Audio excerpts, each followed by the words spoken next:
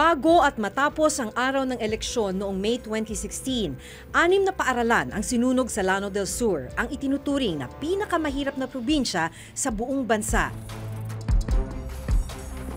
Kabilang ito sa mga kaso ng election-related violence o ERV sa lalawigan. Ang kalimitang naiipit sa karahasan ang mga sibilyan. Sana gusto ko may balik nila ang aming paaralan, may tayo nila muli.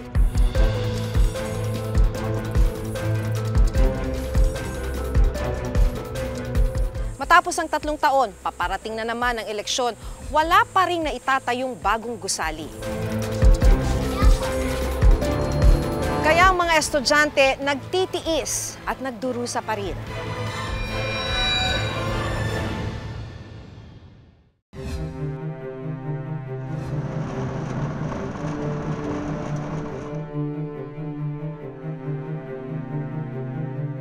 Ilang araw makaraan ng eleksyon 2016, may nagsunog sa lugar na ito. 3 classroom ang nasunog, hindi pa malaman kung sino yung salarin. Malaking epekto ito lalo na sa mga estudyante na kailangan magsiksikan sa mga natitira pang classroom. 3 taon na ang lumipas mula ng insidenteng yon. Hanggang ngayon, hindi pa rin nasasaayos itong nasunog na classroom na ito. Nakita raw mismo ng grade 5 student na si Norhani ang pagkasunog ng kanilang classroom. Nakita namin na may usok dito, tapos dinaanan namin, nakikita namin nasusunog. Pero nung dumating kami sa bahay, hindi nila kami pinapunta dito. Hanggang ngayon, wala pa rin natutukoy na suspect sa panununog. Napakasakit po sa akin kasi lalong-lalo na pag umuulan, hindi po komportable yung mga bata. Minsan yung ginawa namin dyan na partition, natutumba bigla sa kanila. Pag malakas yung ulan, kinikinaw ko sila. Dahil sunog ang 3 classroom, hinati na lang nila ang isang silid na hindi nasunog. Dito, nagkaklase ang grade 2 at grade 3 students. Pangkaraniwan na yung ganitong sitwasyon sa paaralan nito. Yung ingay sa kabilang classroom, dinig na dinig din dito sa kabila. At ganoon din naman, yung ingay dito, dinig din dito sa kabilang side. So ito yung hirap na dinadaanan ng mga estudyante, paano sila mag-concentrate sa tinuturo ng kanilang guro sa kabila nung napakaingay nung sitwasyon. Sana mabigyan talaga kami ng building para magkaroon yung mga bata ng conducive learning ba. Yung room namin, maganda yung ano namin kasi talagang minsan na didistract sila. Nagpagawa rin ang Department of Education o DepEd Llano del Sur Division Office ng Temporary Learning Shelters o TLS sa Daxla noong 2016.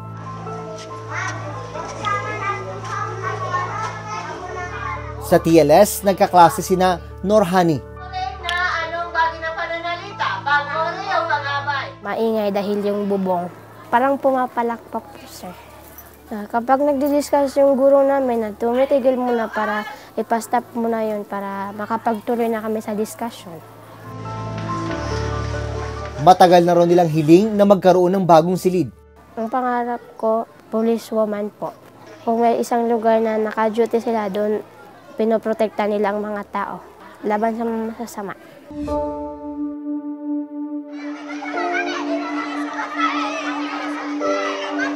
Nagtitiis din sa makeshift classroom ang grade 6 student na si Hamil Boleg. Kasama kasi ang kanilang silid sa 12 classroom na sinunog dito naman sa D1 Elementary School noong May 2016. Malungkot po ako kasi bakit nila sinunog ang paaralan namin. Sana gusto ko may balik nila ang aming paaralan, may tayo nila muli. Nasira po ang aming upuan, gusto ko po mapalitan ng matibay. Palagi ito nasusunog pag after election. Yun lang ang hindi namin maano kung bakit sinusunog. Supporter ba or sino? Hindi lang namin alam kung sino talaga.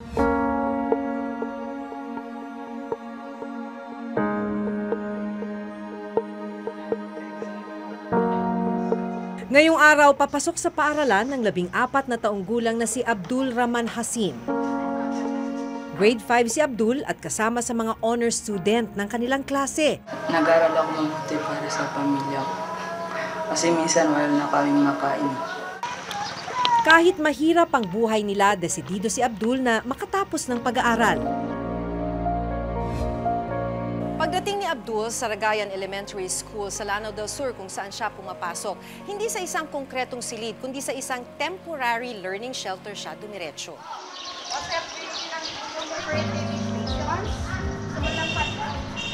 Ang kanilang classroom kasi kasama sa 12 silid na sinunog noong May 2016, isang araw bago ang eleksyon.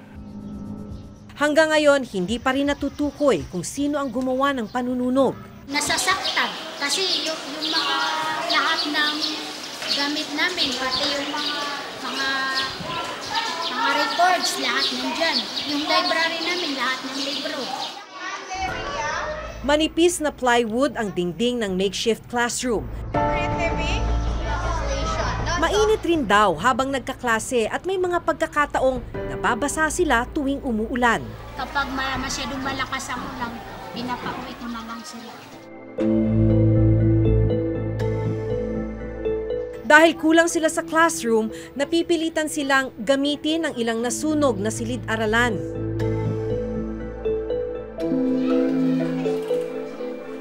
Inayos na lang daw nila ang ibang bahagi nito gamit ang sarili nilang pera para lang may magamit ang mga estudyante. Kami ang naglagay nito kasi yung kinuha doon ito sila. Ginawa ito, wala talaga ito lang. Nang masunog ito, pupunta kami sa lahat ng bahay dito, naghihingi kami ng tulong. Ang panununog sa 3 paaralan sa Lanao del Sur, kabilang sa 25 election-related violence na naitala sa buong ARMM noong 2016 election. Itinanong namin sa Ministry of Basic, Higher and Technical Education ng Bangsamoro Autonomous Region in Muslim Mindanao, dating DepEd ARMM, kung bakit nga ba hanggang ngayon, makalipas ang 3 taon, ay hindi pa rin nasisimulan ang mga bagong building na itatayo sa mga sinunog na eskwelahan.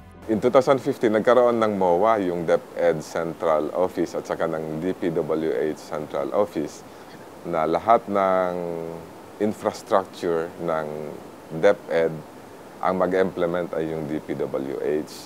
So yung funds ay sa mga, like for instance for soil testing, ay nandoon po sa DPWH. Ang soil testing ang unang hakbang para sa pagtatayo ng mga multi-story building. Dito malalaman kung gaano katibay ang kailangang pundasyon sa gagawing gusali. I was informed just today by DepEd Central Office, mayroon na pong SARO ang DBM for the soil testing nitong mga nasabing eskwela.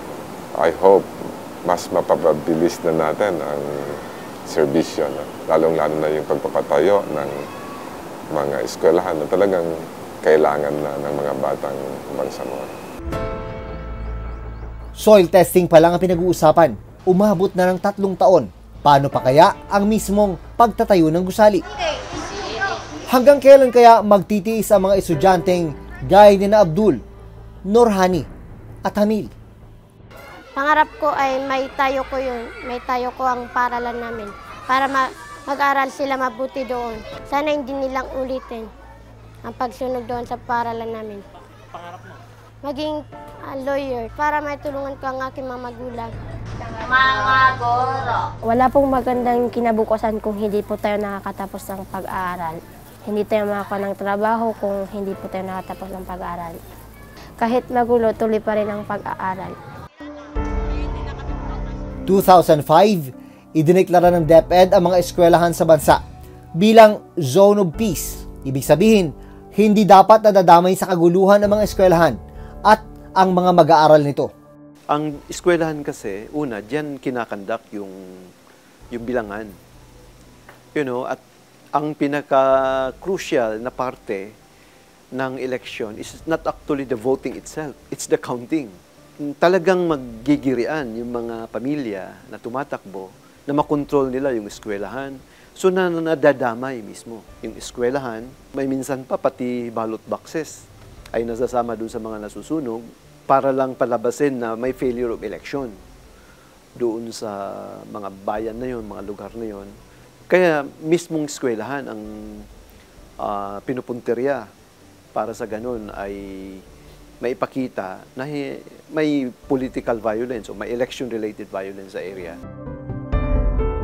Unfortunately, bago lang natin na-set up yung legal office natin, no, na nakatoka sa mga cases.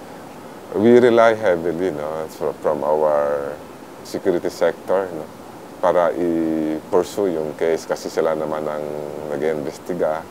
Siyempre, yung pinakamandato natin ay yung kapakanan ng ating learners at ang ating mga guro. Nagpuntahan namin ang housing project dito sa barangay Bubong, Gilopa, Mulondo. Ito ang inabutan namin. Walang bubong at ilang pader lang ang naitayo.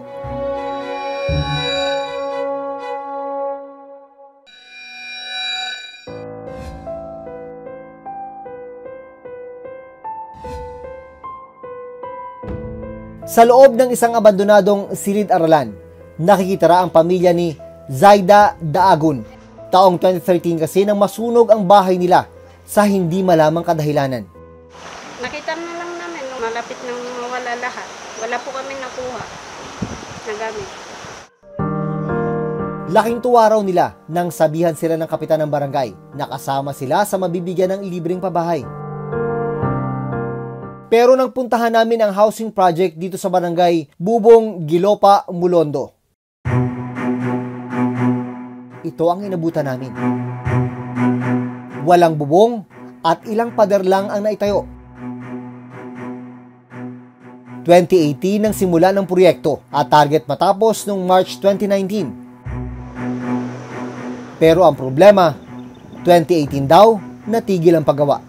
Dahil matagal na nga nahinto yung proyekto, itong sako-sako ng mga simento na to, taligas na.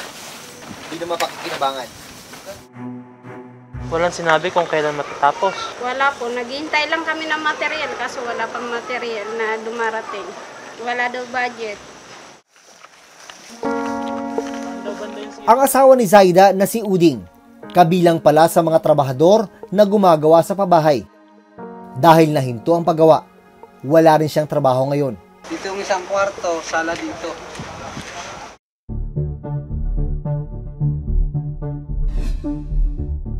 Mahigit 15 milyon ang nakalaang pondo para sa 50 units na pabahay sa Mulondo na bahagi ng Autonomous Region in Muslim Mindanao o ARMM Bangsamoro Regional Inclusive Development for Growth and Empowerment Project. Ayon sa dokumento mula sa DPWH, 15% o mahigit 2 million sa budget ang na-disburse na sa kontraktor ng proyekto para sa mobilization o pagsisimula ng pabahay. Idineklarang 37.95% completed ang housing project.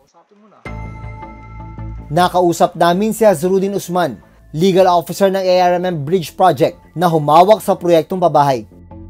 Supposed to be mag-end siya by March 2019. However, hindi siya na-meet kasi nga nagkaroon on the process, nagkaroon ng legal issues yung contractor natin. Dati, sole proprietor siya. Nag-request sila in the middle of the construction, magpapalit sila from sole to corporation. Aside from that, nag-request sila ng notice of suspension. Kalahating oras sa biyahe mula sa housing project sa Mulondo, nadaanan naman namin ang isang tulay na 4 na taon na raw nakatenga. Ito ang Bansayan Bridge sa bayan ng Masyu, Lanao del Sur. Dati ang nakatayo dito, bakal na tulay. Sabi ng mga residente, wala naman sila naging problema sa bakal na tulay na yon. Nadadaanan kahit daw mabibigat na truck. Pero pinangakuan sila, napapalit lang doon ng konkreto at mas magandang tulay. Nagsimula ang konstruksyon 2015, 2019 na, ganito pa rin ang sitwasyon. Tulay, walang gitna. Meron isang makeshift na tulay, temporary na dadaanan, pero hindi kayang daanan na mabibigat na sasakyan.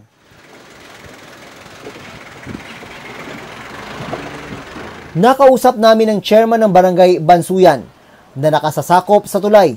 Sinabi namin bakit hindi natapos ito. Oo. Kasi yung lantay dyan sa gata, pareha sila construct. Sabay sila. Natapos na yung sa gata, nagtaka kami, bakit hindi natapos yung sa amin. Sa dokumento mula sa DPWH Region 10, 20 million ang nagastos para sa Phase 1 ng proyekto. Kasama sa Phase 1 ang pagtatayo ng mga pundasyon. Idineklarang 100% completed ang Phase 1. Ang Phase 2 sana ang magtutuloy sa proyekto, pero hindi pa raw nare-release ang pondo para rito. Wala pa ring start at target completion date ang Phase 2. Sinabi nila, ang na-release daw na budget yung Phase 1. Okay. Na-implement na yung Phase 1. Ano ang Phase 1? Ito lang, yung ground. Yung mga naibakal. Yan ang Phase 1? Oo, yun ang sinabi nila, Phase 1 daw yan. Kaya nga yung Phase 2, hindi pa niya nabudgetan ng Phase 2. Yun ang hinihintay namin kung kailan mailabas yung budget ng Phase 2.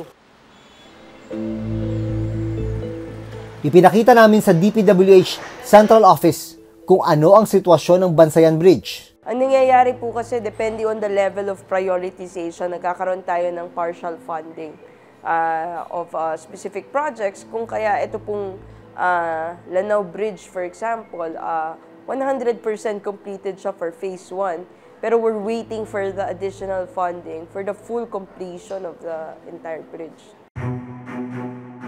Hindi ito ang unang beses na may mga napuntahan kaming nakatenga, abandonado, o kaya ay hindi nagagamit na proyekto ng gobyerno sa Lanao del Sur. Nauna na naming pinuntahan noon sa Lanao del Sur ang mga nooy hindi tinapos at inabando ng mga multipurpose building at maging mga public market.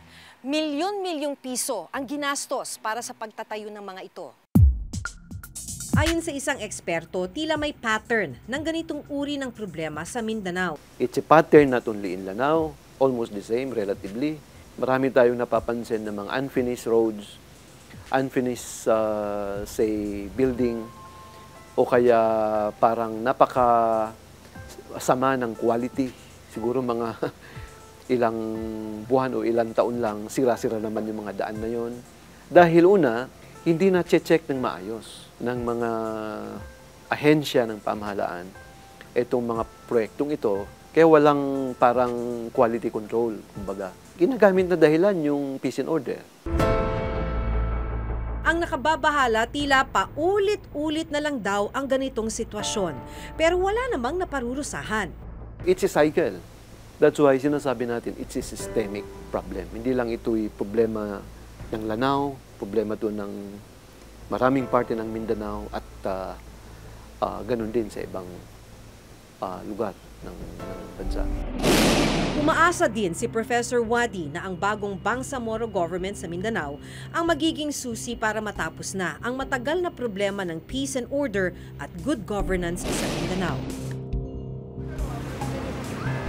Inaasahan natin na may gagawin dahil may block grant, may social development fund, may kung ano-anong mga tulong doon sa normalization, transitional justice. Sana wag lang mauwi doon sa mga dating karanasan ng dating ARM at yung mga nauna pa.